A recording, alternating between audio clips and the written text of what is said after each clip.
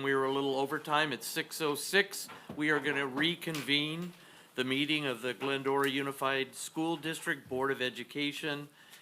We are going to report that there was no reportable action taken in closed sessions. Thank you very much. So I would like to have a roll call for tonight, please. Board Member Garcia. Present. Board Clerk Ham. Present. Board Member Munoz. Present. Board Vice President Lopez. Here. President Clifford. Present. Thank you. Note all members are here. Thank you very much. Rosa, we're going to rise. Would you do the Pledge of Allegiance for us, please? Place your right hand over your heart. Ready, begin. I pledge allegiance to the flag of the United States of America and to the republic for which it stands, one nation, under God, indivisible, with liberty and justice for all. Thank you, Rosa. Next item is adoption of the posted agenda. May I have a motion, please? Motion. Second. There's a motion and a second. Any further discussion? All those in favor? Aye. Thank you very much. We'll move forward. The next item is very cool. It's 3.6 is a board recognition of the National Merit semifinalists and the GUSD Police Explorer participants. There you go. I'm going to turn it over to our superintendent. Thank you. Thank you, Mr. Clifford, members of the board, distinguished guests. I'd like to invite up Dr. Amber Green, principal of Glendora High School, to tell us about our 5 National Merit semifinalists, the most in the history of Glendora High School. Good evening, everyone. Each year, the National Merit Scholarship Program recognizes students across the nation for their exceptional academic achievement and performance on the PSAT. Out of more than 1.3 million students who entered the competition, fewer than 1% earned the distinction of National Merit semifinalist. So tonight, we're proud to recognize 5 outstanding Tartans who have achieved this incredible honor. I'd like to call up our group right now. If I could please have Megan Angelis, Tessa Boyer, Arya Deshmukh, and Yash Patel come stand right up here while I sing your praises for a moment. Yes, we can give them a round of applause. You can just stand right in front of the table.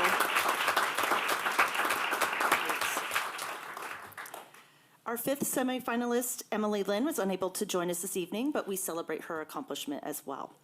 I'd like to share a little bit about each of these remarkable students. I'm going to start with Megan. Megan, can you just raise your hand so everybody knows who you are? Okay, this is Megan. Megan is currently taking 5 AP courses and holds a weighted GPA of 4.65. Megan's favorite high school memory is playing poker after AP tests during junior year and serving as a blackjack and poker dealer at the Super Smash Brothers tournament. After graduation, she hopes to earn a bachelor's degree in nursing from either UCLA or Azusa Pacific University. Congratulations, Megan. Tessa, raise your hand. There we go. Thank you. Tessa. Tessa currently has a weighted 4.64 GPA and is enrolled in 4 AP courses. After graduation, she hopes to attend the University of Georgia or Duke University to explore her academic interests. Her favorite high school memories include winning the scooter race at Action, as well as attending and celebrating the homecoming assembly, parade, and cheering at the game. So let's give Tessa a round of applause.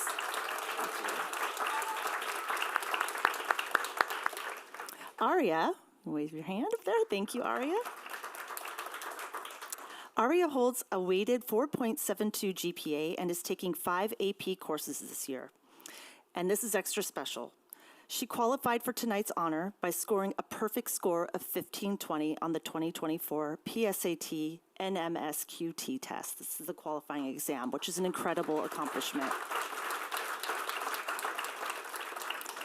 After graduation, she plans to attend college as a pre-med major in biology or health sciences before continuing on to medical school. Aria hopes to one day become a dermatologist. Her favorite high school memories include attending homecoming dances and spending time with her friends who have graduated. Thank you, Aria. Well done. And last but not least, up here on our podiums, Yash currently holds an impressive weighted 4.83 GPA and is enrolled in 4 AP courses.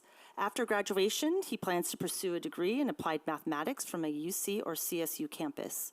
His favorite high school memory is playing GeoGuessr with his entire seminar class for nearly a whole period. Please join me this evening in giving these 4 individuals a well-deserved round of applause as our National 2025 National Merit semifinalists. Thank you. Thank you. And we're going to present some certificates to you. I don't know, would we like to take a photograph of them? Yes. Absolutely.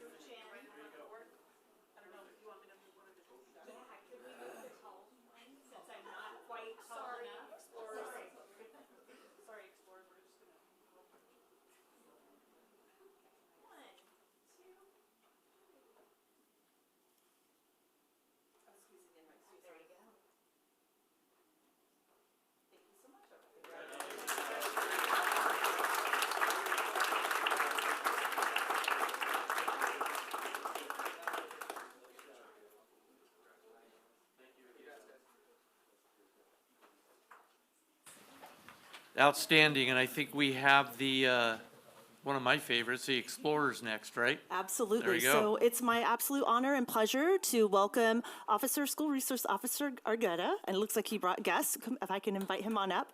This is our incredible School Resource Officer who I can't thank enough to him for his mentorship for this program. So tonight he's going to share and honor some of our explorers and some of the wonderful things that they've done. So thank you. Welcome, Officer Argueta. Thanks for the welcome.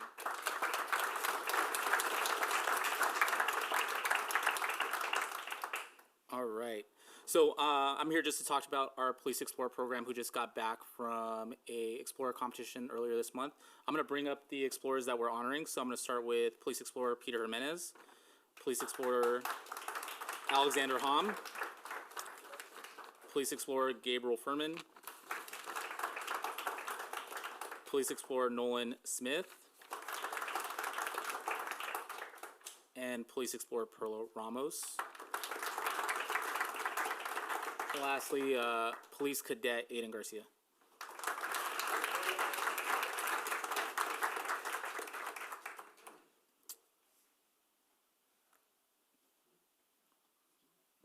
All right. On behalf of the Glendora Police Department, I also want to thank my Sergeant Swan, who's the Explorer Supervisor, as well as Detective Melissa Solis for being here as well. They're both integral parts of the Explorer program, and they're in the back there.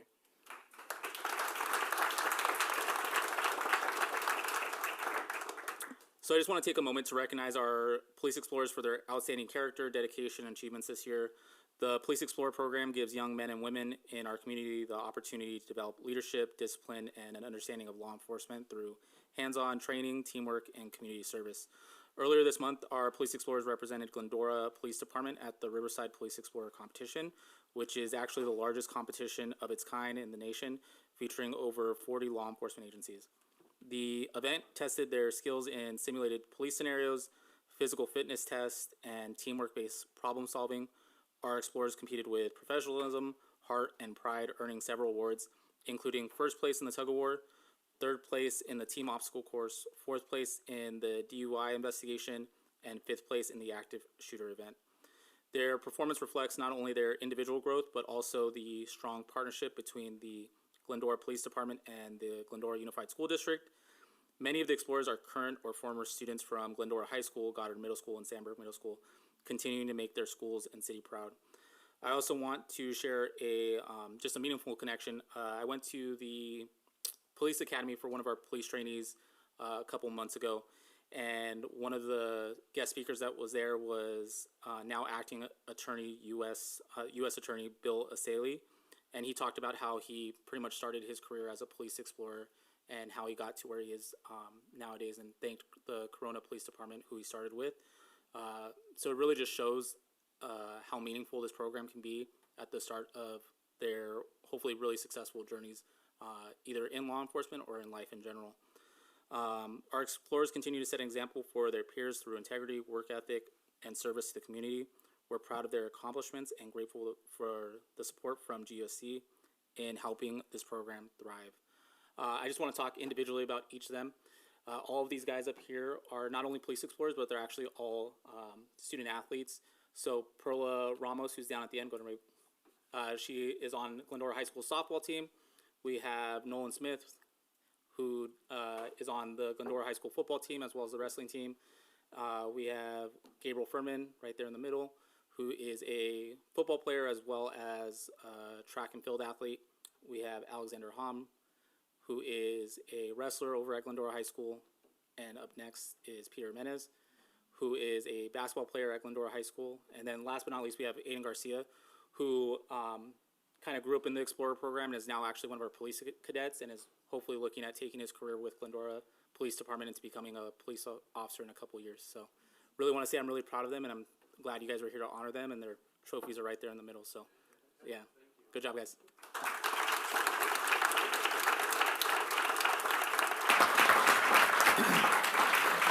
Why don't you grab their certificates? You guys grab yours and bring them up here to the front. We'll take a picture with you, if you don't mind.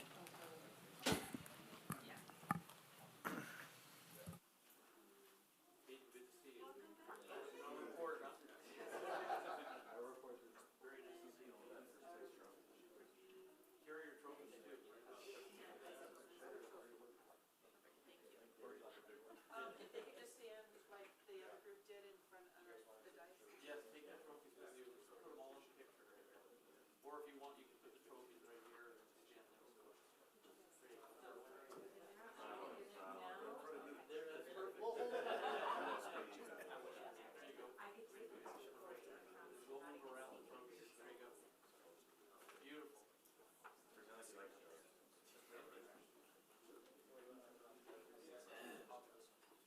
We're very proud of all you parents out there too.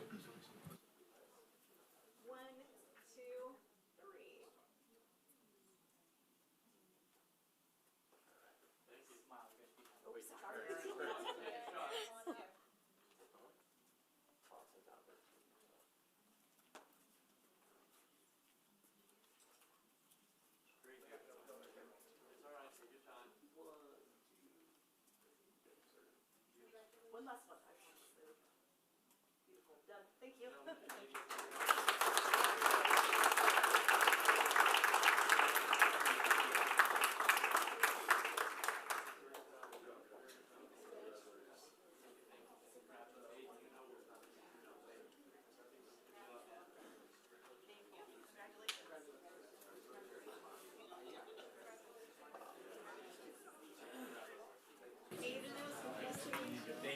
Very nice. Very, very nice. Hey, thanks, 5-0. We appreciate you. All right, you guys, our next item is public comment. I have one card tonight from Mike and Maya Bell. Nice shirt. We know what this one's about. Konnichiwa to the board members and to the GUSD. This is a very exciting week for this district. We are so honored to host our second student from Moka Hagashi High School. Shannon and I moved here in 2015 with Maya and Kaden. We went through Cullen and just had an amazing experience. When we got to Goddard, we learned of this amazing sister city partnership. So 2 years ago, we hosted UNA.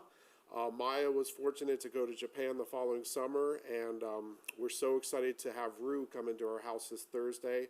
I encourage you to be there Thursday when they show up, or they leave Tuesday, and it's a really emotional experience. But I just wanted to thank Goddard and Sandburg staff, administration. It's a lot of work on top of what they already provide the students. But the Sister City program, it really builds bridges of understanding between two cultures.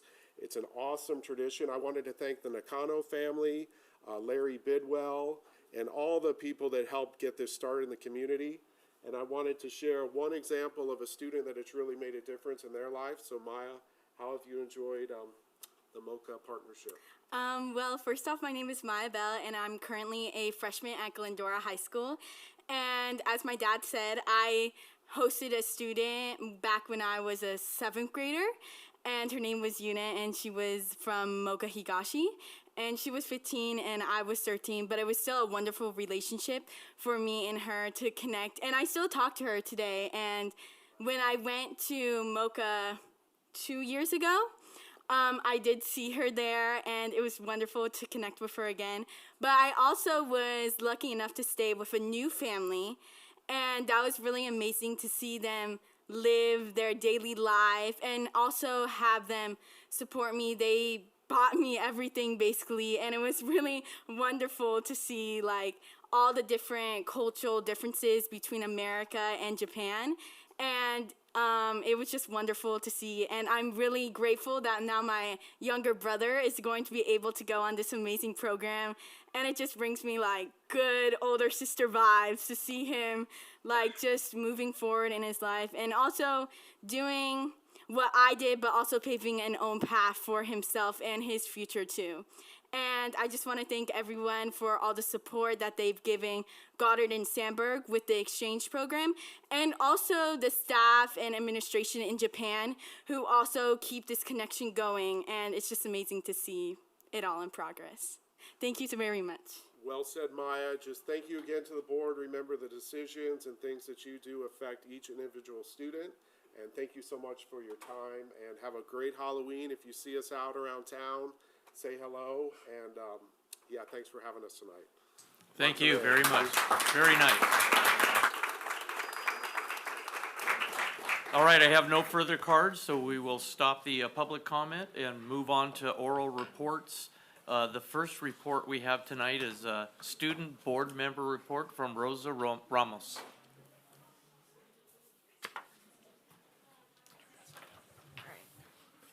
Okay.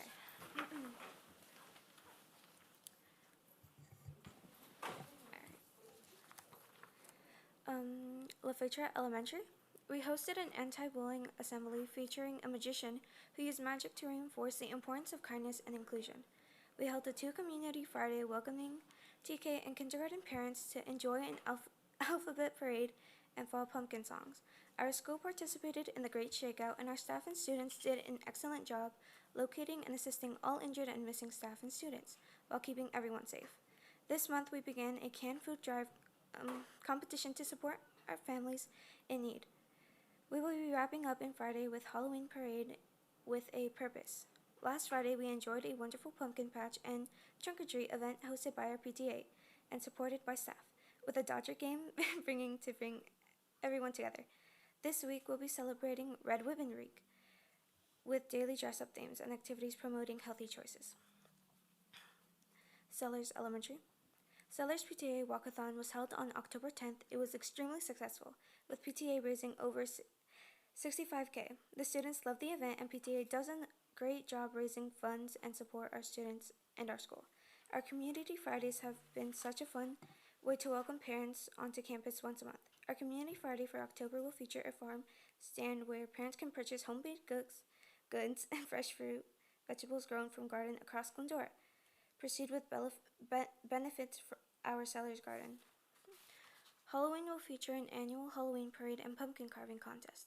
As Halloween is a minimum day for elementary students, our teachers will participate in a AP bin trading in the afternoon to look through some of our new purchases that PTA made for our disaster preparation.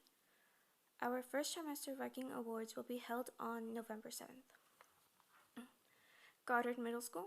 Goddard is looking forward to hosting 2 schools from Mocha Japan. I'm really sorry if I butcher this. Higashi and Yamazaki. We will have 28 guest students and 6 adults. We are extremely grateful for the 28 host families that invited our guests into their homes. So far this year, we have 441 students with perfect attendance. That means no tardies or absences. Over 100 students better than last year. ASB is planning a big dance celebration for Halloween. The theme will be glow in the dark.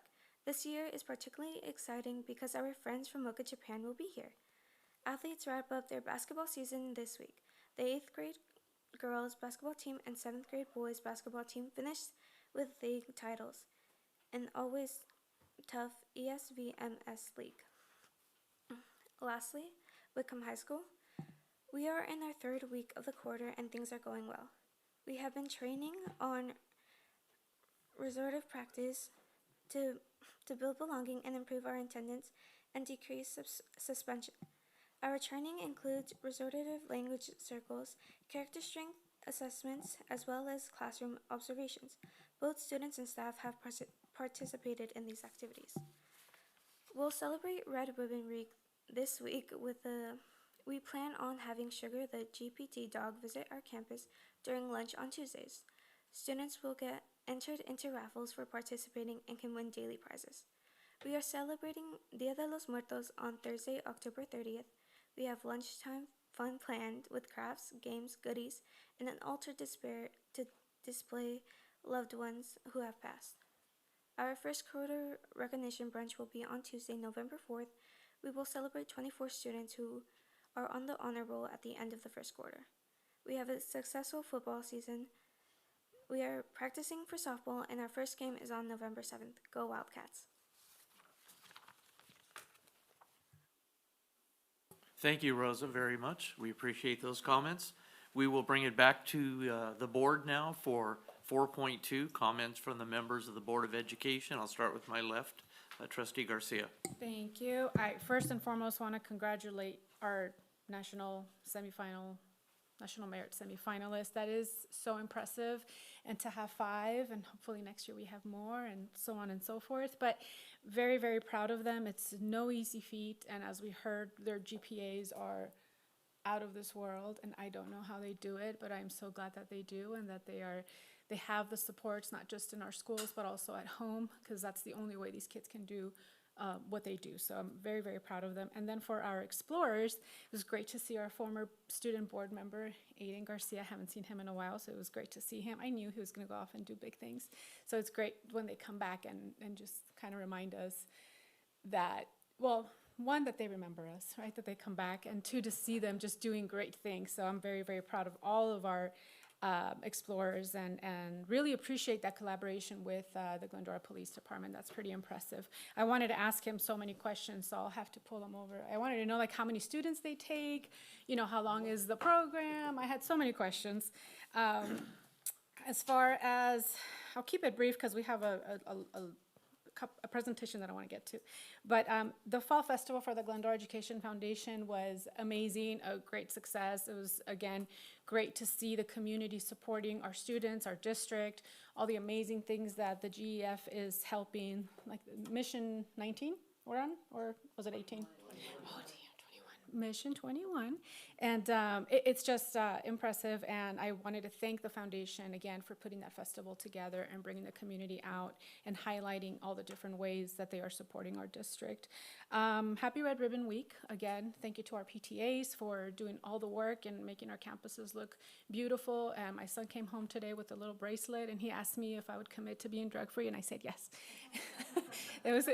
Teenagers don't normally want to participate in those things. So the fact that he was wearing his bracelet, I was really proud. So you're doing something right at the high school where, they're engaged and they're participating. So I appreciate that. Happy Halloween and happy Dia de los Muertos. I'm excited for this weekend. Hope everybody stays safe, and brush your teeth after you eat all that candy. That's all. I would like to second my accommodations excitement for the National Merit semifinalists. Way to go. Congratulations. That's a big feat, and we're all so proud of you.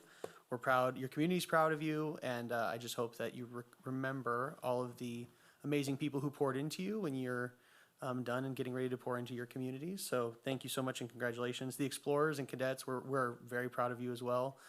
So happy to see that you're giving back to your community in such a meaningful way and excelling.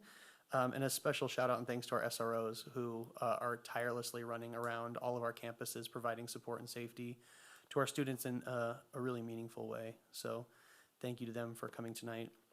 Red Ribbon Week is in full effect and swing.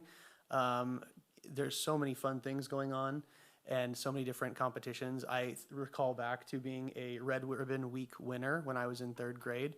Still am friends with our SRO at the time, who's retired and moved to Louisiana, and talk to her regularly, which is super cool. And our visitors from Japan, I'm excited to see. They're my favorite part, and one of the coolest things I think our district does for our students. We really get to see and experience how small the world is and different ways of life so quickly when we engage our students in things like this early on. I think it's been 23 years that I still talk to our German exchange student. I was somebody who was an exchange student in Mocha Higashi for a while and still love that experience a ton and look forward to seeing them.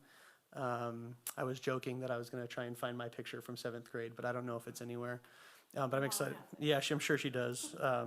But very excited to have them here, and definitely something to, it's really exciting, I think, too, when you're out and about to see the community rally around people who are coming to visit.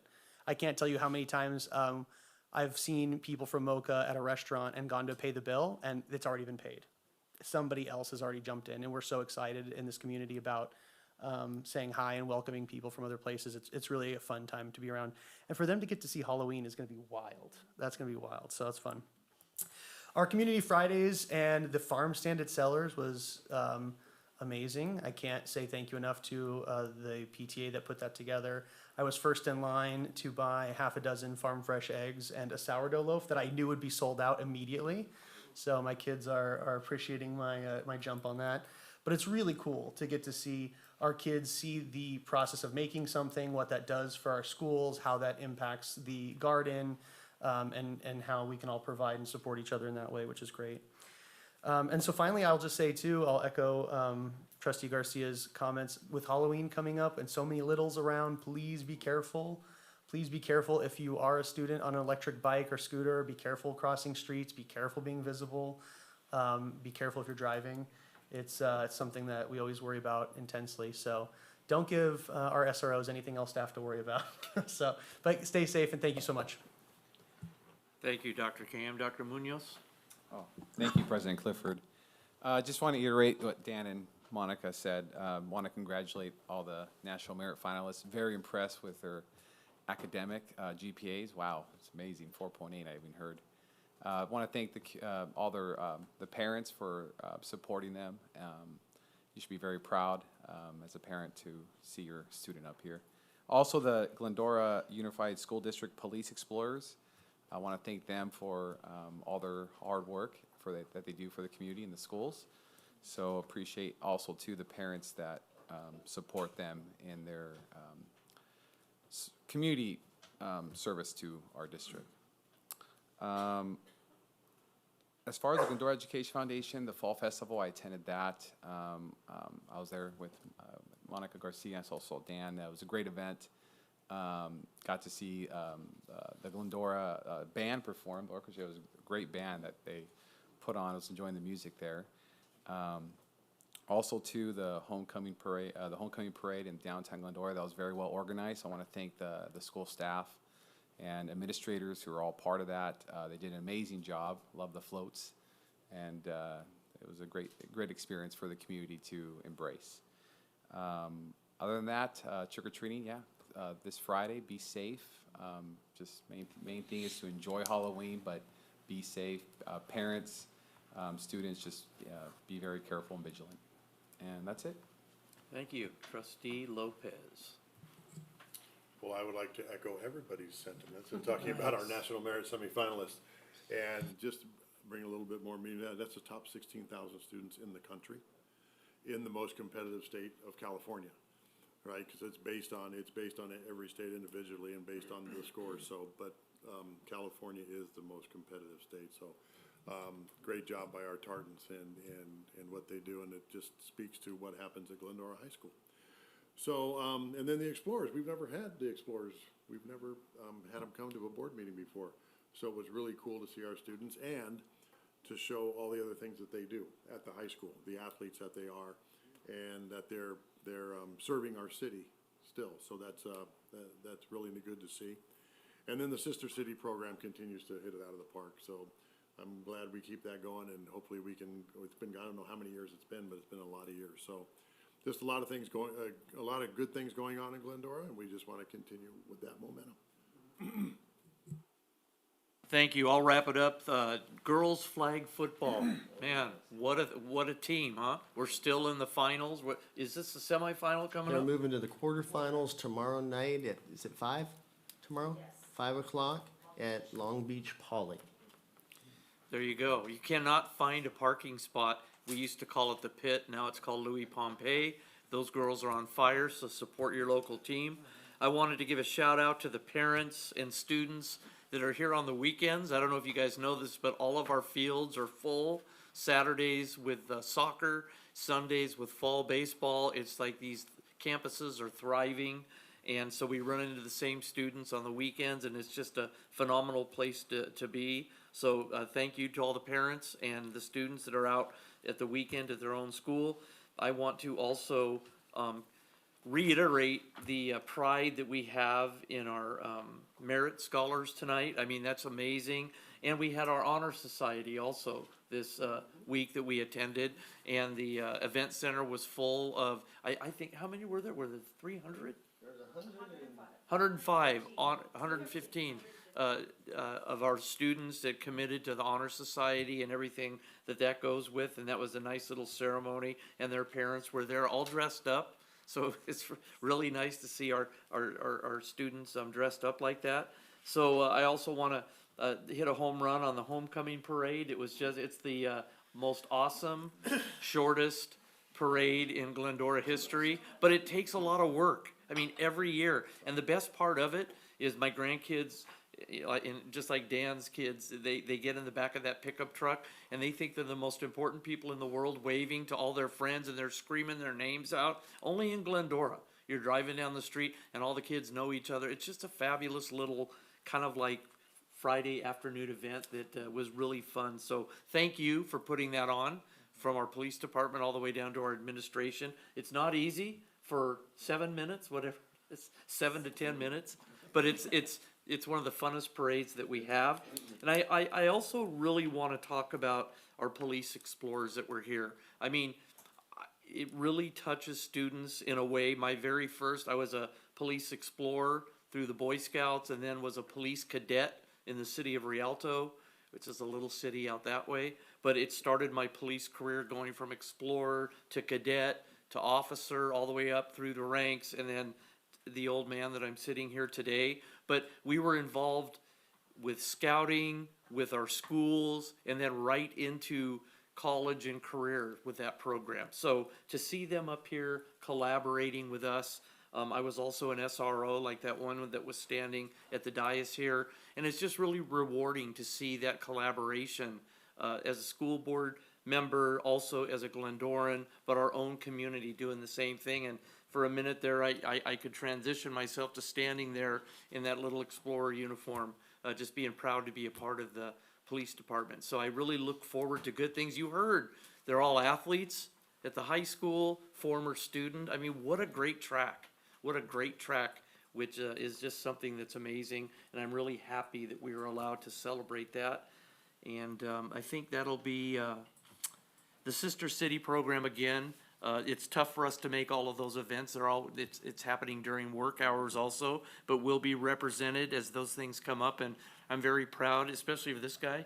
He told me he was going to fit into his Mocha Japan uniform, his robe still. So we're going to see how that works for him. But it's really good to see that again comes back around. To someone who's a trustee now on the board. So it's the typical Glendora behavior, right? You just start out when you're young, right, Paul? That's right. And you end up on the board. That's right. That's what you do. There you go. So thank you, and thank you for all in attendance tonight. That wraps up our comments. I will turn it over to our superintendent, 4.3, Dr. DeGrazia. Thank you. Will be brief in my comments. Some of the things have been shared, appropriate so. Rosa, outstanding job representing Whitcomb High School, leader amongst leaders. And I see a very proud principal, Mr. Shibata, here to recognize your efforts. Great job. We love hearing your perspective. Congratulations, of course, to the 5 National Merit semifinalists. Impressive, as were the police explorers. And recent concerts that I had the pleasure of attending. Middle school choirs to perform a concert in October is unheard of in the past for the middle school choirs. So a new teacher, Kristen Hamilton, Miss Hamilton, took an attempt at that, and she resounding success. Also, Glendora High School orchestra performance in the evening. Lawn chairs were out under the stars. Perfect evening for it. If you haven't seen it, you missed one. Catch it next year. Autumn Enchantment concert in October, just really, really impressive. The other piece that we have been working on for some time, you're gonna hear two examples of a focus on one of our main strategic goals as a district, and that's fiscal responsibility. And two great examples of the board leading that focus is, and having our business services team follow through on it, are a bond refinancing opportunity for the taxpayers of the city of Glendora, and also some greater use and enhancement to our developer fees over the past few months. So you'll hear about those two wonderful opportunities for us to grow in different ways and to save folks some dollars also. Congrats to the girls flag football team, certainly impressive. Those were their first and second ever CIF football games. One was played on the road, the second one was played at home. They won both by the exact same score, 13-12. I'll go with that again tomorrow night. 13-12 would be nice. Huge shout out to both LaFetre Elementary School and Sandburg Middle School for being selected as 2025 Educational Results Partnerships Honor Roll schools for their work on closing the achievement gap for all students. So congrats to the Lions and to the Spartans. And safety, always an emphasis and always important at this time of the year and any time really. Bikes, scooters, different modes of transportation. I see a lot of helmets being worn, and that is helpful, but patience from all of us sometimes as adults, taking some extra time, and certainly being aware of your surroundings at all times as a student who may be either walking or riding a different transportation method. So safety during this time, Friday night, Halloween, we want everybody back on Monday, safe and sound. Those are my comments. Thank you. Thank you very much. That wraps up all of our talking. We're going to move right on to staff presentations. We have two of them tonight. One of them, 5.1, is from a longtime friend and associate, Dr. Maura Downing. I've known her a long time. She's been working hard in this industry for all of us. So Dr. Downing, you and your staff are on for your presentation. And if you could explain, please start by explaining what ROP means to everyone. That would be fantastic. Absolutely. Thank you for having us. Good evening, Board of Trustees and Cabinet, Superintendent and guests. Actually, Trustee Clifford, it's been about 20 years we've known each other now. Some of you 15 years and some I will get to know soon. I'm looking forward to it. Regional Occupational Program leverages funds and partnerships to provide career technical education to unified school districts. So I want to begin by thanking each of you for your continued partnership with the San Gabriel Valley ROP. Since 1973, Glendora Unified has been a partner with us, and we are preparing students together for bright futures in colleges, careers, and civic life. I especially want to thank Trustee Garcia for her commitment to students and to the ROP. Your contributions to our board are much valued and appreciated. We appreciate all the time you spend in support of us. And I always come out to partner district board meetings, and I always love it and I always enjoy it, but Glendora holds a special place in my heart. So I'm very grateful to be here tonight, so thank you for having us. We've had a lot of success in the past year since our last update, and I'd like to share just a few highlights with you before I turn it over to my fantastic team. We completed our WASC self-study, and under Joe Baudouin's leadership, his team, we had our self-study and our visit, and we were awarded a clear 6-year accreditation. We completed strategic planning with our board and our community and our teachers and our staff, and that led to a multi-year plan that keeps us focused on students and their success. Last year, we were awarded $7 million in Golden State Pathway Program funds. We were also just awarded $2 million in CTEG funds, and we did just apply for $2 million in Strong Workforce funds. We have added MOU partners. Those are partners that aren't JPA partners, but they're clients of ours, like a charter school or a private school. So we provide CTE for them, take that revenue, and lessen our cost to our district. We continue to buy down the rate for our partner districts because through the last 5 years of fiscal conservancy, we have a healthy reserve of about $4 million. So we're able to do that for our partner districts because we know money is going to get very, very tight for our districts, right? Our Finance Committee continues to meet and discuss all things financial, and I want to thank Assistant Superintendent Walzak for your time and commitment to our Finance Committee. Our Finance Committee is made up of the CBOs or Assistant Superintendents of each partner district. They come together about quarterly to open our books, see what we're doing, see what we're all about, make suggestions, and make recommendations to our board. It is not always the most glamorous work, but it is the most important work to keep us transparent and fiscally solvent. And we continue to offer online CTE classes to all of our partner districts every semester with no cost to you. So we remain committed to being the most cost-effective and innovative CTE solution for all 6 partner districts, sharing expertise and resources and leveraging economies of scale and adapting quickly to emerging labor market needs. Thanks to our enduring partnership with all 6 districts, we are able to equip every classroom with industry standard technology, provide valuable certifications, we secure expanded grant funding, implement advisory vetted curriculum, and we can place a dedicated, and we have placed a dedicated college and career pathway advisor at each district. Your continued collaboration makes these local and regional successes possible. Together, we are ensuring that students across our region are thriving, and thank you for part of being a long-standing and valued members of our Joint Powers Agreement. And I realize I never advanced the slides. Here's our agenda for the day. I was just so excited. And so now I will turn it over to Ms. Tennille Norris, our Assistant Superintendent of Administrative Services.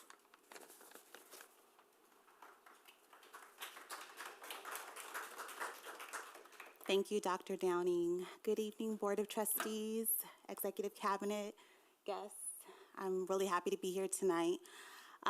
Tonight, I'm going to provide you with a brief overview of our ongoing partnership with Glendora Unified School District, and I'll be focusing on the major grant allocations that support CTE programs on our Glendora USD campuses, and a summary of the ROP's current financial position.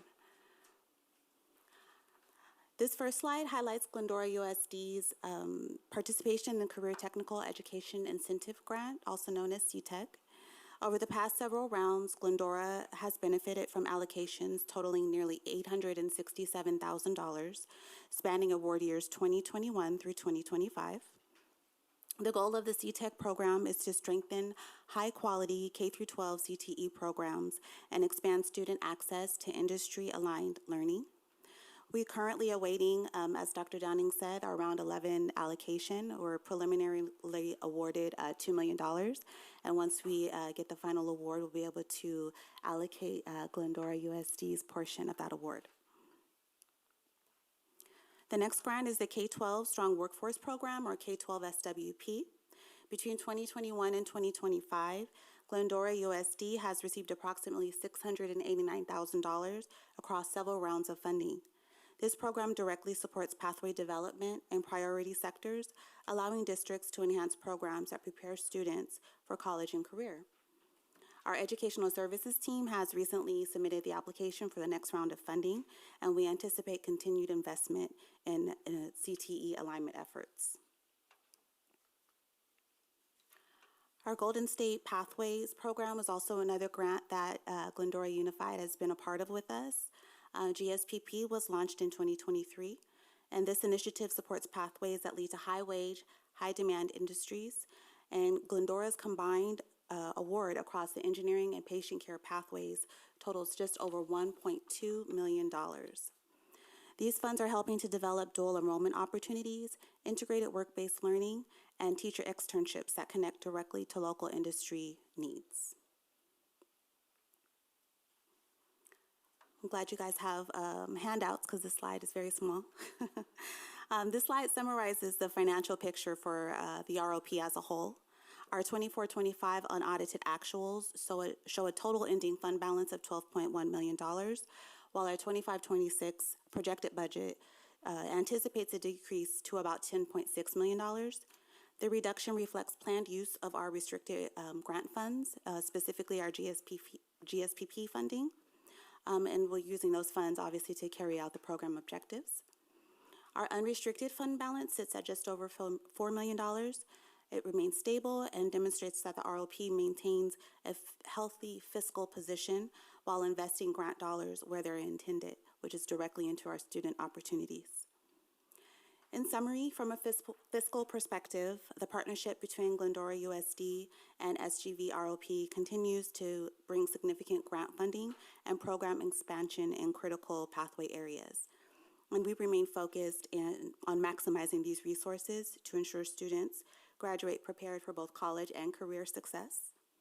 Now I'll pass it on to my colleagues in Educational Services for the remainder of the presentation. Thank you so much.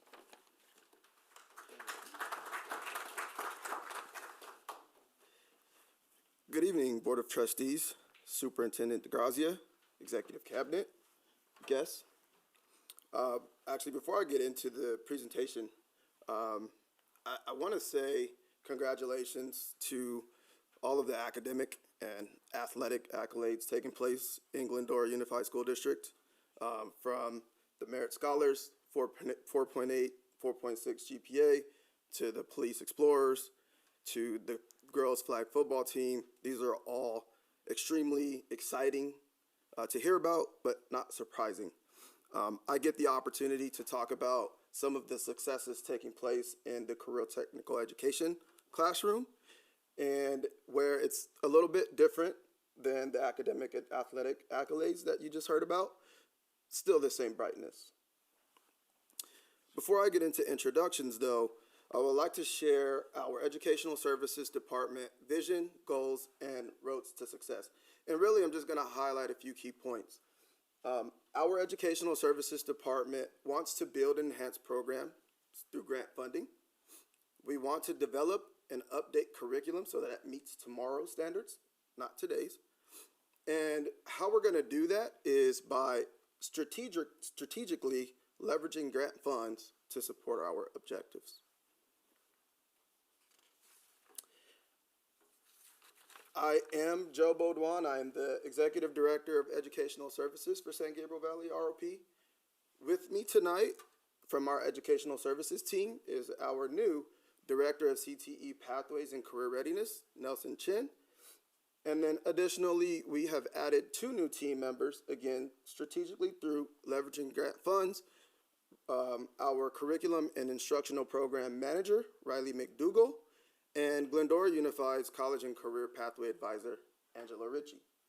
Both, and really all, have shown already tremendous impact on the programs, the students, and the teachers in Glendora Unified School District.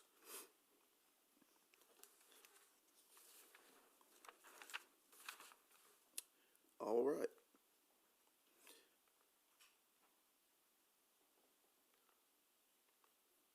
I'm going to stay here for a second.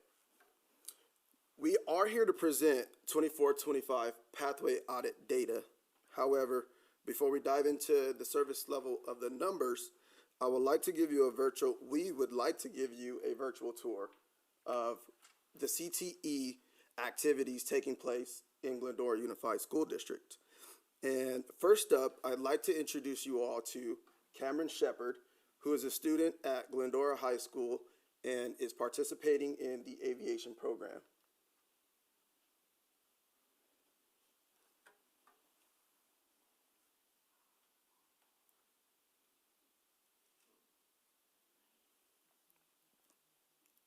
No volume, that's okay. What you see on the screen is Cameron explaining to me or teaching me how to fly a plane. He's explaining all the different gauges on the dash for this specific aircraft. He's telling me that if there's fog or cloud blocking vision through windows, that you have to solely rely on these gauges on this dash in order to successfully fly this plane. And the reason why I decided to put this video on here is because there's data that demonstrates or shows that when students have the ability to reteach the information that they learned opposed to just retaining it and having the ability to recall it, they are at a higher level of learning, actually expert level of learning. And they're not just recalling the information, but they're applying it, they're explaining it, and transferring it in new context. And so this also builds confidence, and it promotes the student's ability to think critically. And this is what we want to do for all of our students.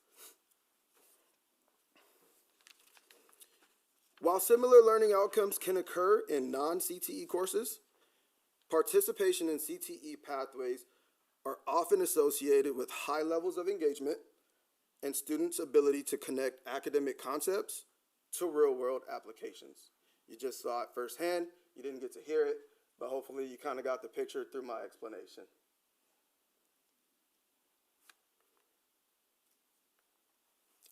Next slide. I think we're stuck on the video. So this is exactly what's happening in Ms. Deer's aviation classroom with Cameron and other students. The aviation pathway and others as well offer early credit opportunities, such as articulations with Mount SAC, certification opportunities, experience with CTSOs, and programs like the Experimental Aircraft Association Young Eagles, where students ages 8 to 17 get the opportunity to fly for free as they get to explore the field of aviation.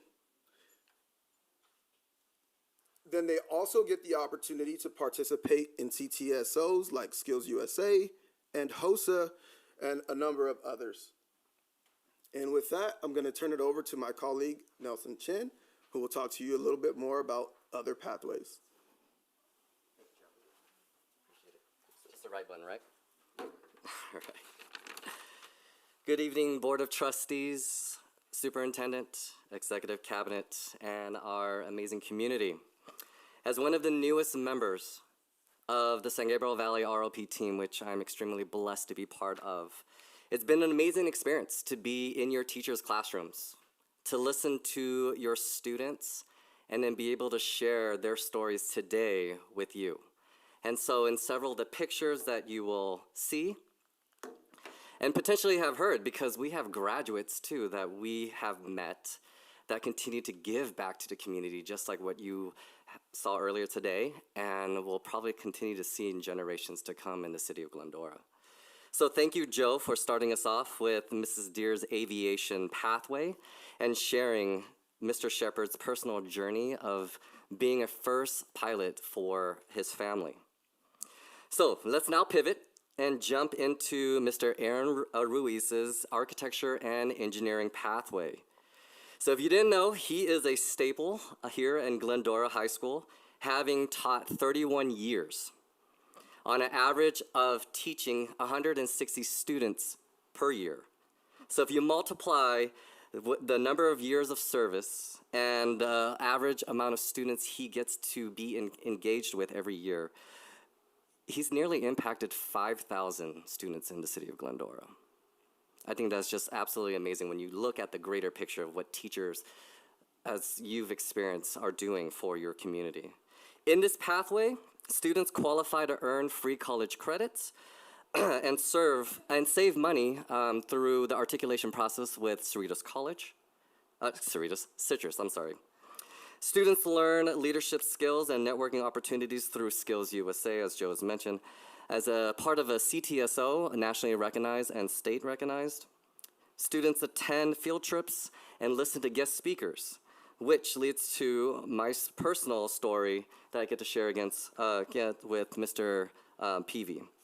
Joe and I went to visit Mr. Ruiz's class early September and had a great pleasure of meeting Mr. Peavy. He was returning to be a guest speaker and to inspire the next generation of architects. He graduated in 2014, it's been a while, but he still finds time to return to share his story and his journey, as well as make connections with students that are probably sitting in his seat.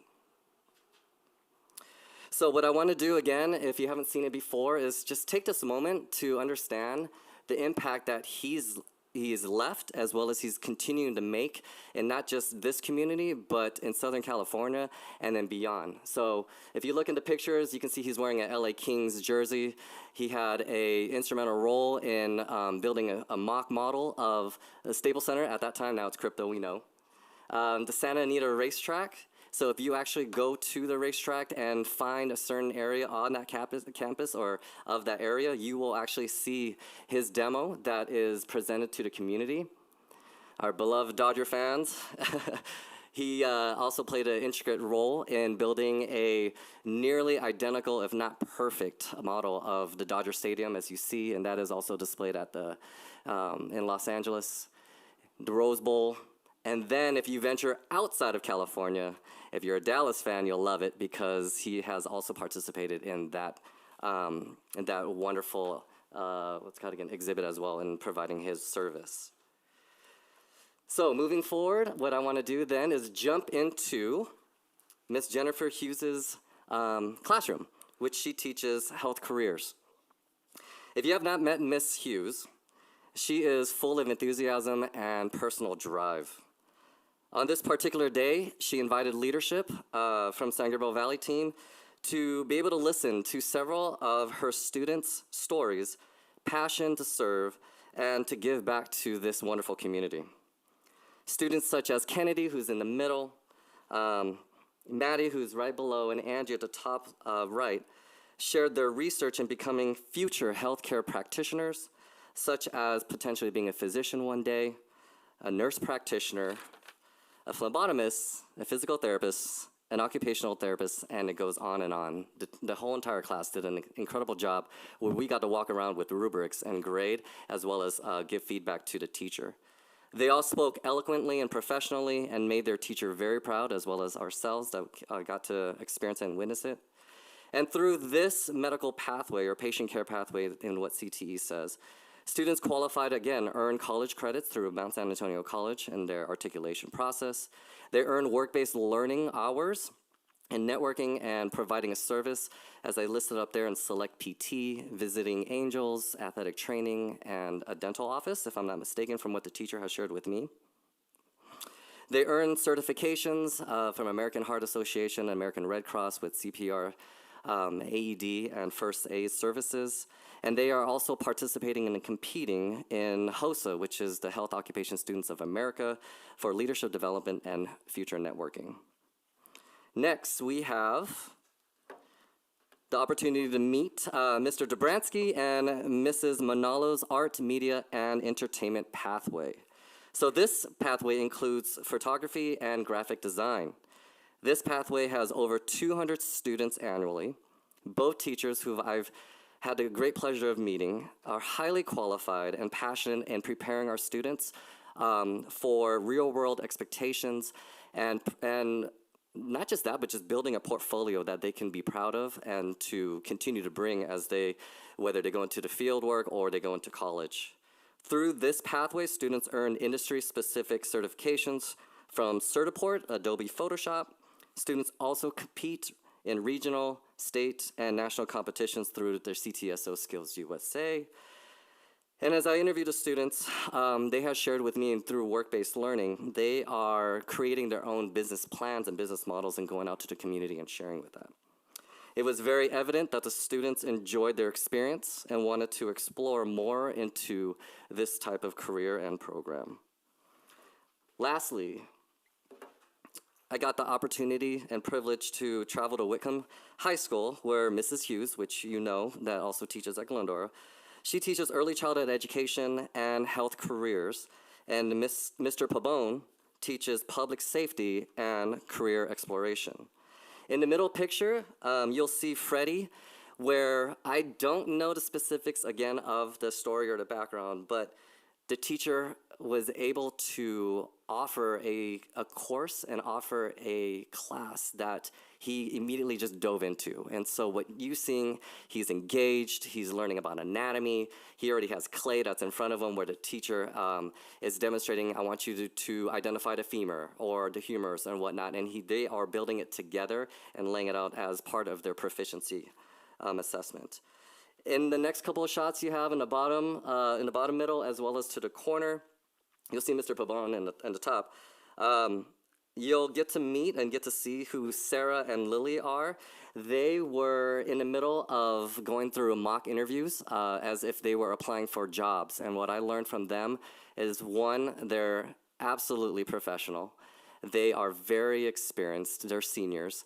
And what they've shared too is personal experiences that they've had working. And as they reflected to answer questions about conflict, about stress and anxiety and mental health, it was breathtaking to hear how great they were to articulate how they've learned and how they've grown to be individuals and want to serve this community and then provide services for others after them. It's evident to see, again, they love their experience, they love their teachers, they absolutely love this school district, and they look forward to, again, crossing the lines and graduating when they have the opportunity to. So here's a snapshot you can see of what the pathways and courses look like. Although the pathways are defined by 2 sequences of courses or 2 years completion, what I wanted to share on the bottom, you can see aviation under transportation is very unique in that it does offer an option of 3 years. And you can look as well, many if not majority of the courses are A through G approved and meets the requirements for all your students. Now back to you, Joe. Thank you, Nelson. So, as you can see, success looks a little bit different from the CTE lens, but nonetheless important, right? And so, in addition to the pathway course offerings that are on site at Glendora and Whitcomb, we also have our CTE Express online course offerings that we provide for all of our students in all of our districts. This year, our CTE online course sign-up sheet has grown tremendously. When I say tremendously, I mean we went from about 60 students participating in online courses last year to about 140 registered and signed up this year, and about 30 of those students coming from Glendora Unified School District. I attribute that success and that growth to our continued marketing, our collaboration with your site administrative and support staff team members, and to our CCPA dedicated to Glendora Unified School District. The courses that we offer are business management, entrepreneurship, health careers online, and retail sales. And we offer them in the fall, the spring, and the summer. And so as these courses continue to see growth in enrollment, we'll go back and revisit how we can cater to the number of students that we have to wait list and try to provide access for every student signing up. The numbers. So this is at a glance from 24-25, where there were a total of 677 students enrolled in CTE courses at Glendora Unified School District. You'll see that 210 of those students were enrolled in the arts, media, and entertainment industry sector. 167 students enrolled in the engineering and architecture industry sector. 172 are in the health science and medical technology. 36 in the public services, and that is completely Whitcomb. And 92 in the number of students enrolled in the aviation program at Glendora High School. Why we told the stories about the students in the classrooms and showed you the pictures and the videos, this second set of data here. We wanted to provide relevance to the numbers and give you a story behind why these successes are equally important to the other academic successes and athletic successes that you see at Glendora Unified School District. And so, with that being said, we had 51 students receive early college credit last year. We had 89 pathway completers. We had 127 students receive industry certifications. We have 11 of our courses being offered across the district, A through G approved. And this number right here, a great success and credit to Jennifer Hughes, as well as Juan Pabon and other teachers, but 2,725 hours of work-based learning experience. This is students in industry. This is students taking up the opportunity to work with industry professionals, putting the skills that they learn in the classroom to use and practice, and continue to gain that confidence in what they're doing and want to carry that forward post-secondary. And then lastly, we had 78 students participate in a CTSO, and of those 78, 8 of them placed at regionals. So moving forward, our collaborative next steps, after having conversations with your site administrators and support staff and instructors, one of our focuses is going to be to continue building the culinary pathway. It's going to be to continue collaborating on advisory initiatives to ensure that we have the most up-to-date and relevant curriculum in our CTE course offerings. And then to determine by data if the interest of environmental engineering and clean energy and waste pathways are actually feasible and relatable to the community based on local labor market indexes and by community college alignment.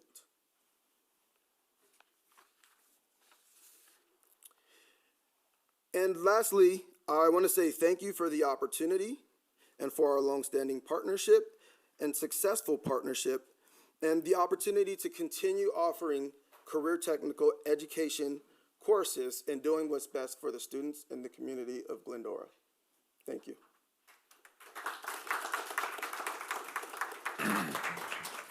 Thank you very much, Dr. Downing and your team. I'll turn it back to the board to see if we have any questions. Just anyone have any direct questions of the presenters? Yes, I do. Thank you all for being here for your presentation. It's been an honor working with you all, and I've told you this before. I appreciate your commitment to our students and to the CTE pathways. I understand the importance of them, and I know you do too. So thank you for working so hard to bringing that to our district, and more importantly, for working so hard to getting us money, because at the end of the day, that is what is going to get us the programs that we can offer our students. Speaking of money, I do have questions, and more for the benefit of the board, because I know that we've had these conversations. As far as these grant allocations that you mentioned in your presentation, what does that allocation look like at the district, at the high school? Like, what are these grants paying for? Yeah, what are they paying for? Sure. Well, I'll answer as best as I can and holler if I get something wrong. So the grant allocations are based off of our applications. So Joe and his team will go out to the district and say, what do we want to write for? What are we doing? What's next on the horizon? They have to fill out a complete budget sheet. And in there is capital equipment. We build out classrooms. We have the equipment, the curriculum, professional development for teachers, and what else do we put in there? Field trips, certifications. So all of that is determined based on the application of the grant, which is done in partnership. We don't do it ourselves. We do it with you. Did that answer your question? Also, this second to last page, you mentioned the building a culinary pathway and that being a focus currently. What does that look like now? Where are we in that process, and what are we looking at? And I don't know if that's something you can answer, or maybe Mr. So I probably need help with this because this was done the actual grant application was done a while back, probably under different leadership, and but those dollars are still allocated for that, so we do have to complete that. Do you want to talk a little bit about it? So the culinary pathway, there's funds set aside for it already. There is an instructor, Ms. Tanzio, who's teaching, I believe currently home economics, and has recently obtained the CTE authorization to teach culinary arts. And so it is the goal of Glendora High School to continue to build a culinary pathway as stated in the K-12 SWP grant that was written for hospitality funds. So that grant was written and the money is already there, just waiting for us to implement the classes? Correct. Okay. So that should be something that we'll be seeing soon. So question on that. Yeah. You've seen the facility. Yes. That's not a facility for a culinary program. Nope. So I know you say the money's allocated. Is it allocated for the FTE? And because it needs a full, it shouldn't even be in that room, right? If we're gonna have a culinary program, there's gotta be another area to do it in. And you need a full build out of a full kitchen. So when you say the money's allocated, is there money allocated for a possible restructure of a facility to have a full culinary program? So the K-12 hospitality grant can only be used for the allocation for the FTE, for equipment and supplies, service agreements, and field trips, things like that for students. However, in our meeting tomorrow that I have been running with all of our districts collaboratively, I am going to speak about, which Dr. Prince asked me a question last week, is a CTEF grant, CTE Facilities Program grant, that we are looking to apply for because of situations like this that will support the overhaul or creation of a culinary kitchen. And so that grant is going to be due December 31st, and we're gearing up to write that because we do, just like in Glendora, at other districts have facilities that either don't exist or are outdated. Thank you. Any further questions from? I have one question, it has to do with the, I see you have a environmental engineering.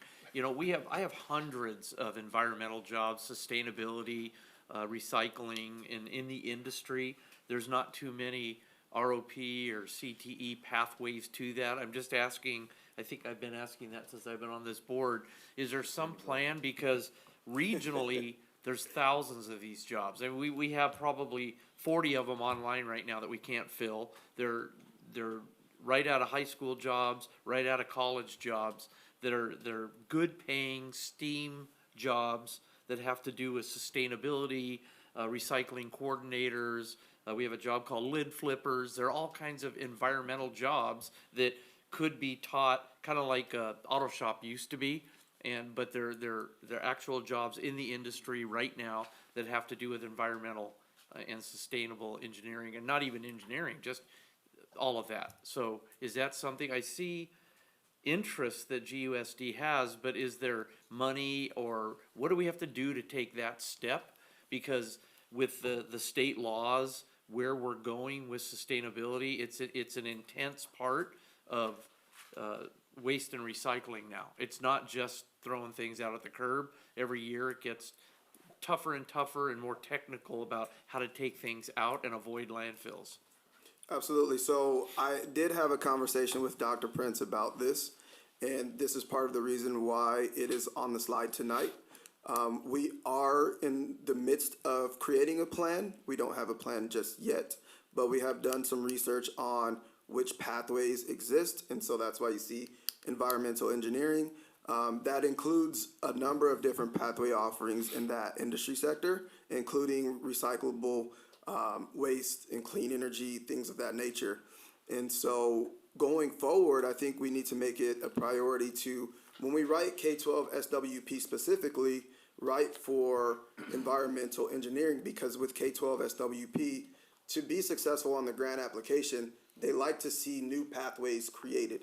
And so this gives us the opportunity to do that and then leverage the funds appropriately as we create a plan to roll out a pathway that makes sense for Glendora. I mean, I'm looking at, you have Azusa, Baldwin Park, Charter Oak. I mean, you have a company in this region that has the nation's most advanced sustainable plant in the city of Irwindale. I mean, the nation's, not just the state's. And we collaborate with schools and have a classroom there where the learning can be done there. I mean, I'm just wondering, are you guys gonna contact Dr. Prince, contact me, and we'll set you up with, if you need to take a tour of it, or if you need to kick the tires, or whatever you need to do. I would love to. There's some big opportunities in this arena, and I can't see students not wanting to take advantage of this asset. You know, we couple with Azusa School District on diesel mechanics and other stuff like that, and actually hire students that come in. We have I think we have about 1,000 employees in Irwindale, a few hundred in the customer excellence, customer service field, where you're picking people out of for a career path in that. And we have students that come in and shadow that job and then get educated on, you know, the new technologies of customer experience and just things like that. So Absolutely. So we Dr. definitely- Downey knows how to get a hold of me. Okay. Well, yeah, we definitely want to do it. I think the conversations start with Dr. Prince and the Glendora administrative team to let us know how many pathways we can offer first, right? Okay. And then from there, we can take the tour to these facilities and determine maybe we can do pre-apprenticeships that are aligned with some of these partnerships. We would definitely do the work-based learning component where students are going out into the field and practicing hands-on, depending on the organization and the insurance metrics, right? These are all things that we love for our students to get the experience in. And so it's kind of the unique, and that's why I say the successes are just as bright, they just look differently, where students are already practicing in the career field at the high school level. Okay, I mean, I'd love to help facilitate that into classes that take, you know, green and food, and in 120 days, go through the pathogen reduction process, turn it into compost, and bring it back to the classroom. I mean, those kinds of things are pretty scientific, and they're local pathways, right? I've been talking about that for a while, right? Okay, I'm just checking, All right, thank you. Any other questions from the board? I have a follow-up to your environmental engineering question. Does the ROP offer that pathway in any of the member districts? Not yet. Not yet. Okay. I just want to know if Yeah, there was there's already every one reason, there's created. every reason to do it right here, in my opinion, in my humble opinion, with what the resources that you have and the other districts that you work with. So, yeah, let's take the next step through Dr. Prince, of course, not me, but the right path. Cause I'll just start it and it'll be wrong, and yeah, okay. Thank you. Absolutely. Thank you very much all. for your presentation to all of you. We appreciate it.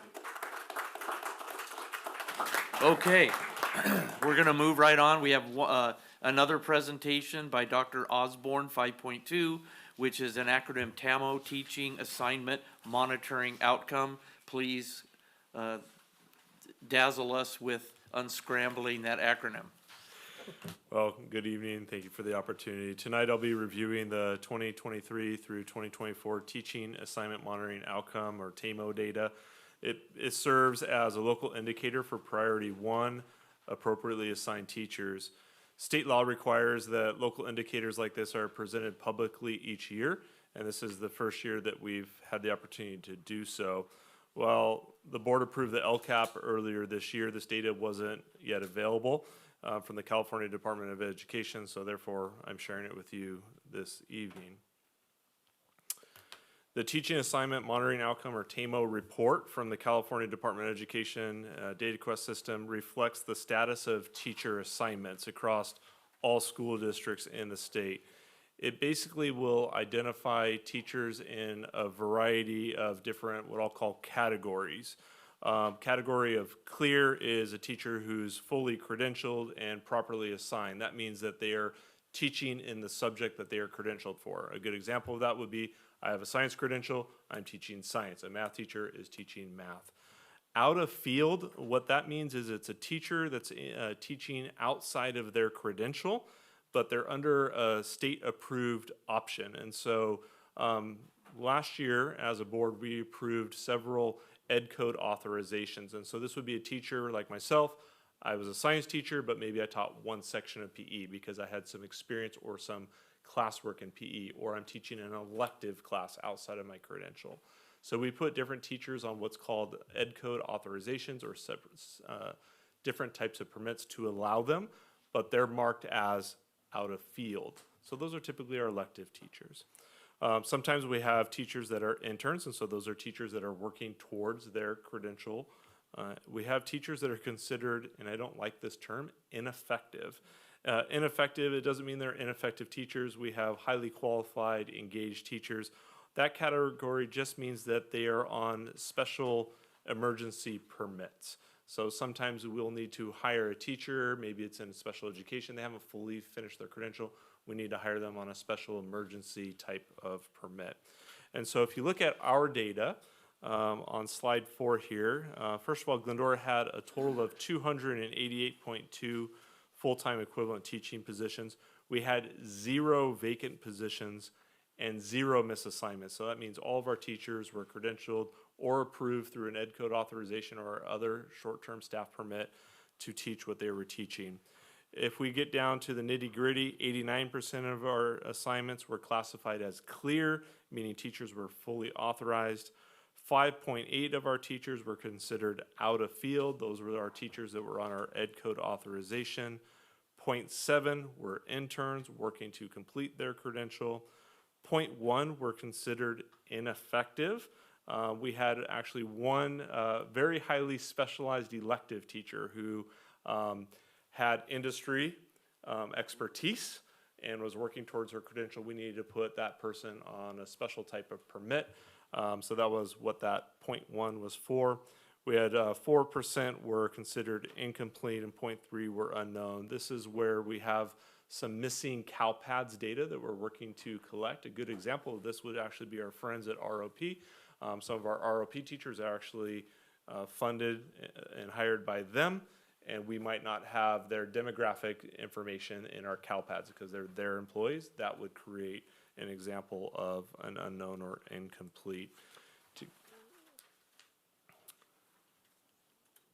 So this chart right here basically shows our misassignments for the 23-24. As you'll notice, there are 0. What I'd like to put your attention to is in the upper right-hand corner where it says misassignments by settings. It breaks down a variety of different settings from general education to special education, English learner. You'll notice that all of those are 0s. That means that all of our teachers working with all types of our students are appropriately credentialed and assigned. That's really, really good.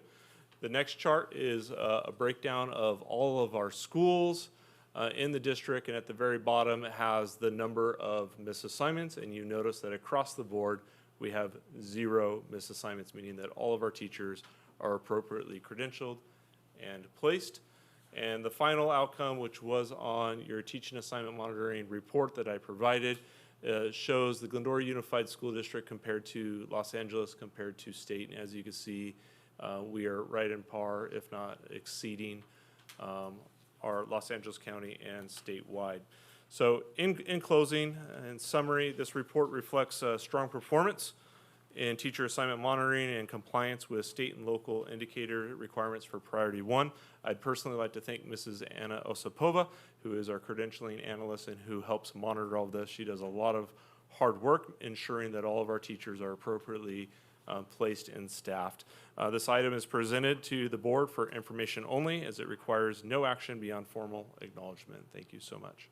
We like things that require no action. Any questions from the board? All right, no actions, no questions. Thank you very much. That'll move us right on to, we have 2 discussion action items tonight. The first one is 6.1, which is the approval of Resolution 25-26-07, authorizing the issuance and sale of a 2025 general obligation refunding bond as presented. Dr. DeGrazia. Thank you, Mr. Clifford and Mrs. Walzak. All right. Thank you, Dr. DeGrazia. Tonight, we're joined tonight by Adam Bauer, President and CEO of Feldman Roloff and Associates, our financial advisor.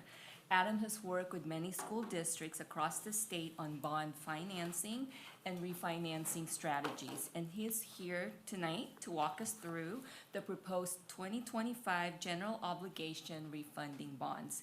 He'll share how this refunding of our 2015 bonds will benefit our taxpayer through lower interest costs and overall savings. Thank you for being here tonight, Adam. Great, and thank you. Is there a clicker for the, thank you. Great, so thank you for having me again this evening. This item, I think is 100% positive. We're able to refinance, just like you would your home mortgage, some of the district's outstanding general obligation bonds. This financing doesn't provide any extra funding for the district, provides no reduction in any payments you have to make. It's for the sole purpose of providing taxpayer savings. And so it's really a kind of a good thing to do when you have the opportunity to do it. I think we have a presentation coming, but there's some items I think I can speak. Okay. There's a few items I can speak to that I don't think you necessarily need the graphs towards. And the first was, when I talked to you about interest rates a while back, I told you that Liberation Day was an unexpected economic event, the way that rolled out. So that made interest rates go up a lot. They moderated over the summer, and then in late August and September, they really started to decline. That was when I reached out to district staff. Actually, I think it was I think I gave a hint at your board meeting, was that this thing that kind of started working again. But we had originally looked at this and thought we might do it or bring it to you in the April-June timeframe. But because of the disruption in the municipal market with that April activities, it got delayed. And now rates have come back down, and now it works and provides taxpayer savings. And so that's really what I tried to highlight on the market update. One of the things I think we've all heard about are the Fed rate increase or decreases. September 17th was a decrease of 25 basis points. This week, we have a subscription we subscribe to. There's a 99.9% chance they will decrease. That's pretty much 100%. There must be one person out there that thought they wouldn't. And then in the December meeting, there was more than, I think, a 65% chance last time I looked. So that's showing you that rates are declining. They control the overnight rate. We're doing much longer than that. That generally impacts these other interest rates. So that's really what I want to hit on, is what makes this work are two things: interest rates, and when these bonds are sold, investors say, we don't want this to be like your home mortgage where you can come refinance this out in 30 days. They're lining millions of dollars. So what they require typically is a 10-year period that we cannot refinance this. We reach that 10-year period. So that timing and also interest rates of what made this work. So if we had it, there's a slide that I show you. The district has 4 bonds outstanding. So your taxpayers are repaying 4 series of bonds right now. Sir, we have the slides in front of us, so you just tell us the slide you're on. I can follow it that way. Oh, slide 3. Thank you. Okay. So slide 3, and what I'm about to mention is the blue highlighted line. That is the one that can be refinanced, and you see where it says at 100 at any date. That Yes. means there's no penalty to do so. Okay.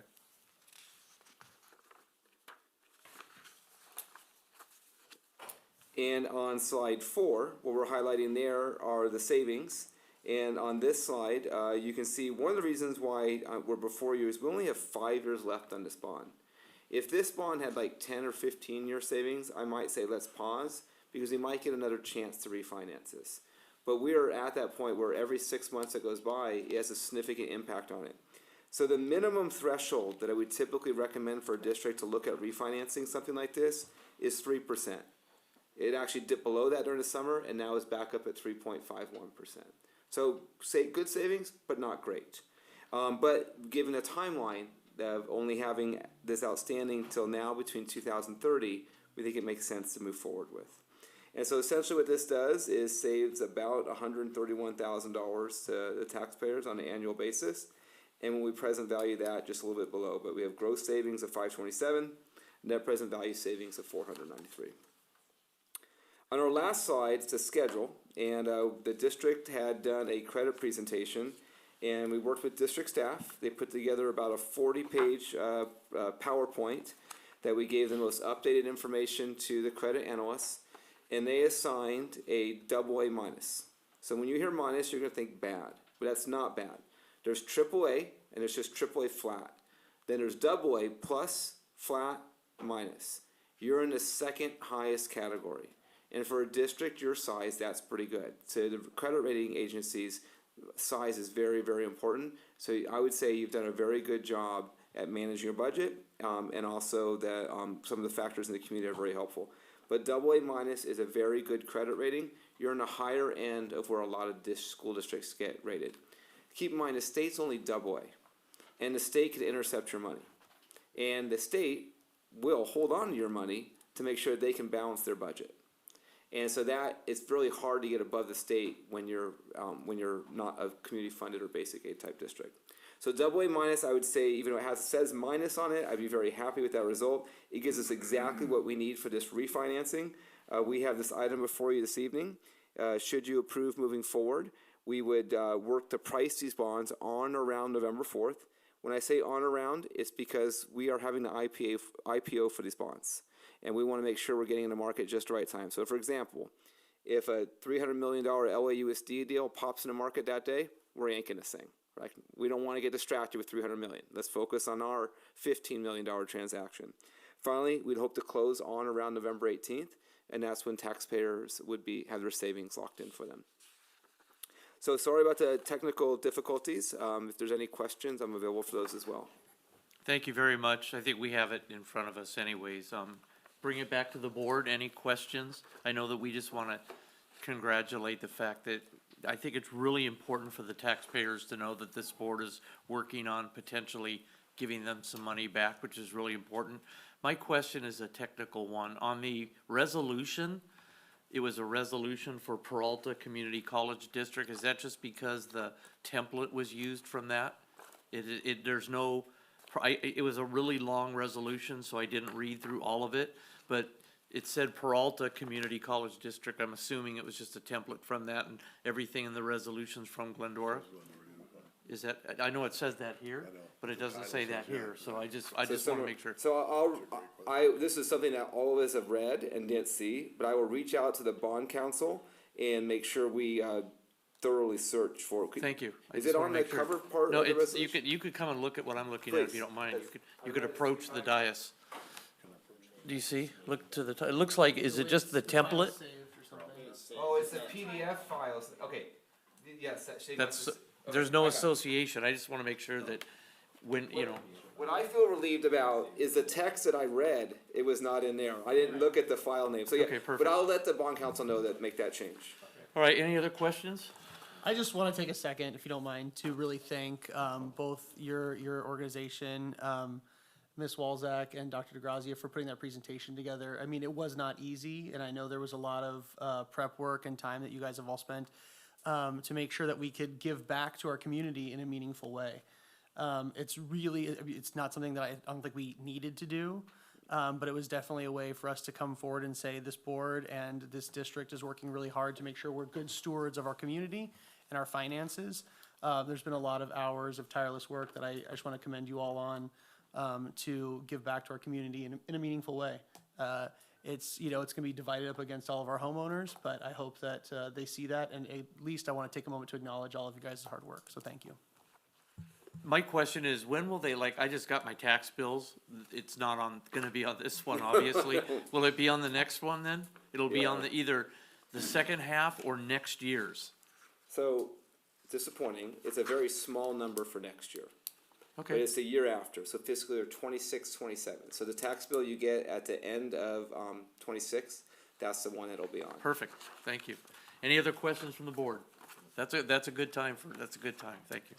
All right, so we have a presentation, and that's been done. I need to bring it back to the board. We had a discussion. Can I have a motion for approval of resolution 25-26-07? I will make a motion. There's a motion and there's a second. Is there any further discussion? All those in favor? Aye. Any opposition? There you go. Thank you, sir. Thank you very much. The next item, another good item, I think, for people that are paying attention to the finances, item number 6.2, which is approval of the developer fee annual report for the reporting period ending June 30, 2025, as presented. Dr. DeGrazia. Thank you again, and Mrs. Walzak again. Sorry about that. So each year, the district is required under Government Code 66006 to publish an annual report of developer fees collected and expended. These fees are collected from residential and commercial development within the district's boundaries to help offset the cost of providing and maintaining school facilities. For the reporting period July 1st, 2024 through June 30th, 2025, the district collected $519,613 in developer fees, which is an increase of approximately $197,000 from prior year.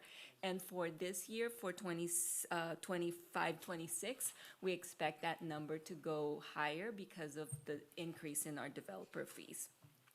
So these revenues were primarily generated from new single-family homes, residential additions, as well as commercial development.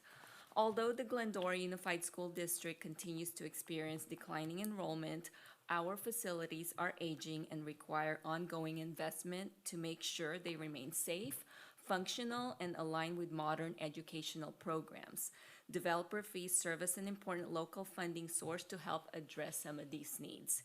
During 2024-25 fiscal year, the majority of the expenditures were related to the architectural and design fees for the Glendora High School Aquatic Center renovation project, which is part of the district's continued effort to modernize the facilities and enhance student opportunities. The total expenditures from that developer fee fund for last year, or 24-25, is $392,933.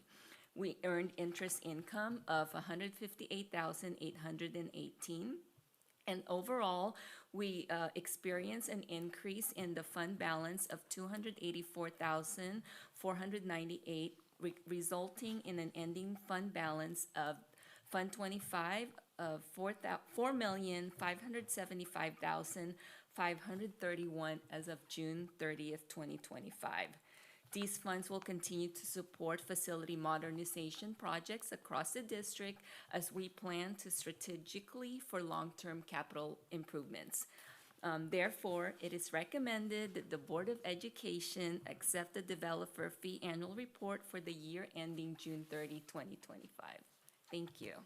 Thank you for that dynamic report. We appreciate that. Do you want to explain for 1 second where that fee comes from each? Sure. So basically, any time of, for example, a residential, if they do an addition in excess of 500 square foot, they have to pay, they call it school fees, or basically the developer fees. So that is supposed to help us with, if when kids, basically we're thinking kids are coming in, but in our case it's declining enrollment, but we can still use that funds to help modernize our existing facility. And is there's an accelerated fee if a developer comes in and builds 150 homes that are a certain amount of square foot? Yes, so if it's over 500 for residential, they do have to pay that. So last year, I can't think off of the top of my head, but it's a little over $3. But for beginning in July of 2025, it's a little over $5. Thank you for that additional information. I Thank appreciate you. that. That being said, we have a presentation on the developer fee annual report, bringing it back to the board. Are there any questions about that? No questions, just wanted to once again thank our business office for, I think last year is when we upped that fee, and it sounds like $2 is not a big deal, but when you're talking about so many homes and so many square footage added to Glendora, it has an impact on our district, so I appreciate you paying attention to that and getting that done, because again, it just shows our commitment to ensuring that we're maximizing the funds that are available out there for us. I thank you for that. I'd also like to mention too, for people who are in the community, this fee was not arbitrarily determined. There was a study that was done. It brought us in line with the state standards that we had not brought up in a few years. So it's been really nice to get us to a more modern rate. And prior to that, we were at a lower rate that didn't really meet the needs of our community. And so this is a really great opportunity for us to get more modern equipment for our teachers and students and make things a lot better for all of us. So thank you. And if you don't want to pay the fee, add on 490 square feet and you're good. I always have to help the taxpayer out a little bit, okay? Thank you very much. All right, that being said, all the questions are answered, everything's done, all clear on the left, all clear on the right. Can I have a motion for approval? I'll motion. Is there a second? I'll second. We have a motion and a second. Any further discussion? All those in favor? Aye. Any opposition? Okay, that brings us to my favorite time, the consent items.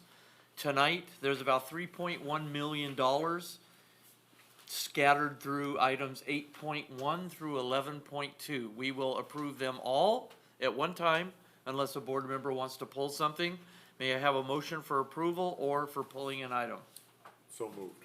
So moved. Is there a second? I'll second. We have a motion and a second for approval of the consent in totem. All those in favor? Aye. Is there any opposition? That being said, the consent item is approved. Thank you very much. It is now 7:46. That brings us to adjournment.